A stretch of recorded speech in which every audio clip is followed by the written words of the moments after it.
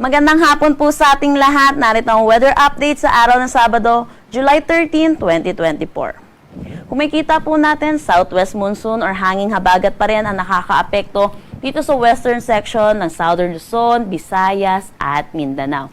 Dahil dito asahan natin makakaranas ng maulap na papawiri na may mga kalat-kalat na pag-ulan dito sa Mindanao, Central Visayas, Western Visayas, Occidental Mindoro, pati na rin dito sa may Palawan. For Metro Manila, nalalabing bahagi ng ating bansa, asahan natin magiging bahagya hanggang sa maulap na papawiri na may mga isolated rain showers at mataas na tsansa ng mga pag-ulan sa hapon at sa gabi, kasama na rin itong madaling araw natin. Kung makikita po natin, meron tayong low pressure area dito sa labas ng ating Philippine Area of Responsibility at ito'y huling namataan sa layong 750 km west ng Coron, Palawan. Sa ngayon, hindi natin inaalis ang posibilidad na maging isang ganap itong bagyo. Pero kung makikita po natin sa satellite imagery po natin, palayo po ito ng Philippine Area of Responsibility at patungo ng Vietnam. Ito'y possible din na makapag-enhance ng southwest monsoon or habagat at magdala ng mga pag-ulan dito sa Palawan, lalo na din sa may Kalayaan Islands. Para naman sa magiging panahon natin bukas dito sa Luzon, kung makikita po natin, malaking bahagi ng Luzon ang makakaranas ng maaliwalas na panahon.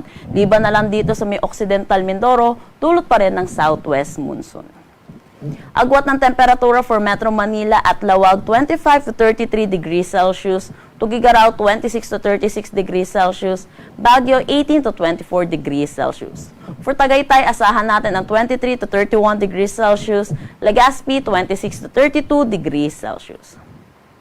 Para naman dito sa may Palawan, Western Visayas, Central Visayas at dito na rin sa kabuuan ng Mindanao, makakaranas pa rin sila ng maulap na papawiri na may mga kalat-kalat na pag-ulan, dulot pa rin itong southwest monsoon or ng hanging habagat.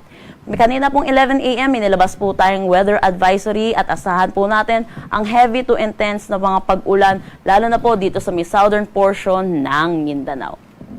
Agwat ng temperatura for Kalayaan Islands at Puerto Princesa, 25 to 30 degrees Celsius.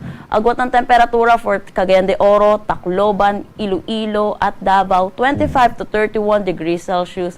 Wala naman tayong nakataas na anumang gale warning sa anumang seaboards ng ating bansa. Pero kung makikita po natin, yung eastern section ng Southern Luzon, Visayas at Mindanao ay makakaranas ng moderate to rough na kondisyon ng karagatan. Para naman sa nalalabing bahagi, asahan natin ang slight to moderate na kondisyon.